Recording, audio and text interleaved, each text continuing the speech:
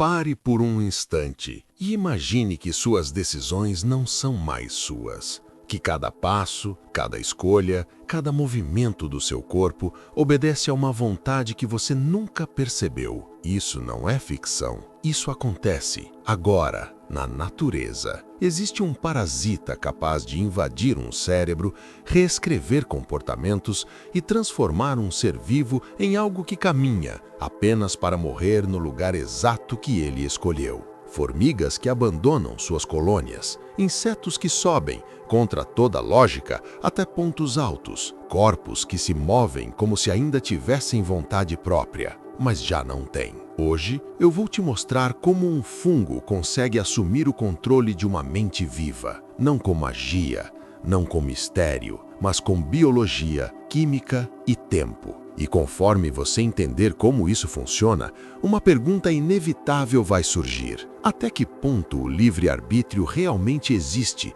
quando a natureza decide intervir? Sente-se, escute com atenção, porque o que parece distante, talvez não seja.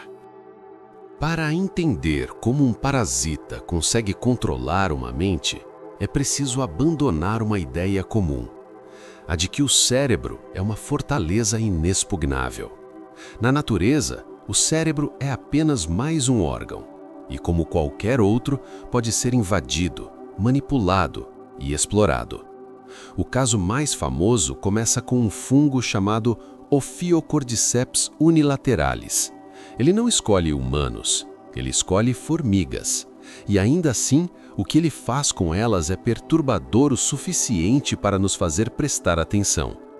Quando uma formiga entra em contato com os esporos desse fungo, invisíveis, microscópicos, nada acontece de imediato. Ela continua trabalhando, se alimentando, seguindo trilhas químicas como sempre fez. O parasita não tem pressa, ele espera. Aos poucos, o fungo atravessa o exoesqueleto da formiga e começa a crescer dentro do corpo dela. Não ataca o cérebro de imediato. Primeiro se espalha pelos músculos, pelos tecidos, pelo sistema interno. E aqui está o primeiro detalhe importante. O fungo não destrói o cérebro da formiga. Ele o mantém intacto. Porque não é preciso quebrar uma mente, quando você pode controlar o corpo ao redor dela. Estudos publicados em revistas como Science e Nature mostraram que o Ophiocordyceps cria uma rede densa de células fúngicas ao redor dos músculos da formiga. Essa rede funciona como um sistema paralelo de comando. A formiga ainda tem um cérebro, mas seus músculos já não respondem apenas a ele. Em determinado momento, algo muda. A formiga abandona sua colônia, sozinha. Ela começa a se mover sem seguir trilhas químicas, sem responder aos sinais das outras formigas. Sobe em plantas, galhos, folhas, algo que ela jamais faria por vontade própria. E então, num ponto específico, a cerca de 20 a 30 centímetros do solo, nem mais nem menos, ela para. Ali, ela morde a folha com força total. Uma mordida final, chamada pelos cientistas de death grip, e morre. Essa altura não é aleatória, é o local perfeito para temperatura, umidade e circulação de ar, condições ideais para o fungo completar seu ciclo. Dias depois, do corpo da formiga nasce uma estrutura alongada. No topo dela, o fungo libera novos esporos. Eles caem como chuva invisível sobre o chão da floresta. E o ciclo recomeça. Isso não é um comportamento isolado. É uma estratégia evolutiva refinada ao longo de milhões de anos. Mas o mais inquietante ainda não foi dito. Porque o Ophiocordyceps não é único. Existem parasitas que manipulam peixes, fazendo-os nadar de forma errática para serem comidos por aves. Outros alteram o comportamento de roedores, reduzindo o medo de predadores específicos. Alguns fazem hospedeiros se exporem deliberadamente ao perigo. E todos seguem o mesmo princípio. O comportamento é apenas química em movimento. Neurotransmissores, hormônios, sinais elétricos. Se você altera esses sinais, altera decisões. Um exemplo ainda mais direto é o Toxoplasma gondii, um parasita microscópico estudado extensivamente pela neurociência. Ele infecta ratos. Normalmente, ratos têm medo do cheiro de gatos. Esse medo é instintivo, está gravado profundamente no cérebro. Quando infectado pelo toxoplasma, algo estranho acontece. O medo desaparece e, em alguns casos, é substituído por curiosidade. O rato se aproxima do predador. Resultado previsível: ele é devorado.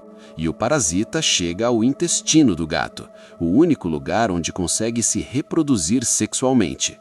Mais uma vez, não há coincidência, há estratégia. O parasita altera níveis de dopamina no cérebro do rato, modifica circuitos ligados ao medo e à recompensa. O cérebro continua funcionando, mas seus critérios mudaram. E agora vem a parte que exige silêncio, porque esse mesmo parasita infecta humanos. Estima-se que cerca de 1/3 da população mundial já tenha entrado em contato com ele. Na maioria dos casos, não há sintomas evidentes, mas estudos estatísticos encontraram correlações inquietantes: mudanças sutis de comportamento, aumento de impulsividade, alterações no tempo de reação. Nada dramático, nada visível, apenas desvios. A ciência não afirma que humanos são controlados como formigas, mas ela também não afirma que somos imunes à influência biológica. E isso nos leva ao ponto central. O fungo zumbi não possui uma mente. Ele explora sistemas que já existem. Ele não cria novos comportamentos do nada. Ele empurra o organismo para decisões que já estavam dentro do seu repertório, apenas em contextos errados. Subir, morder, parar.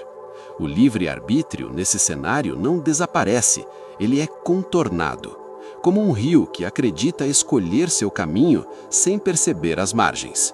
Isso revela algo profundo sobre a vida. A natureza não separa mente e corpo, não separa decisão e química, não separa vontade e biologia. Tudo está conectado. E quando entendemos isso, o fungo deixa de ser um monstro. Ele se torna um espelho, um lembrete silencioso de que comportamentos podem ser guiados por forças invisíveis, de que escolhas nem sempre nascem da consciência e de que a linha entre controle e autonomia é mais frágil do que gostamos de admitir. A diferença entre a formiga e nós não é a existência da influência, é apenas o grau. O fungo não pensa, não planeja, não reflete e ainda assim conduz decisões. Ele apenas segue regras antigas da natureza, regras silenciosas, invisíveis, eficientes. Quando observamos uma formiga subir até a própria morte, não estamos vendo um espetáculo macabro, estamos vendo um lembrete. A vida não é guiada apenas por consciência. Ela é moldada por impulsos, sinais químicos, estímulos que acontecem abaixo do nível do pensamento. E compreender isso não diminui o ser humano. Pelo contrário, nos torna mais atentos, mais lúcidos, mais conscientes das forças que atuam em silêncio dentro e ao redor de nós. Este canal nasce com esse propósito, não para assustar, mas para revelar. Se esse conhecimento despertou algo em você, considere curtir este vídeo. Ao se inscrever, você passa a caminhar junto comigo, explorando curiosidades, mistérios e ideias que raramente recebem atenção, mas que dizem muito sobre quem somos. Eu estarei aqui, observando, refletindo e compartilhando aquilo que vale ser compreendido. Até a próxima escuta.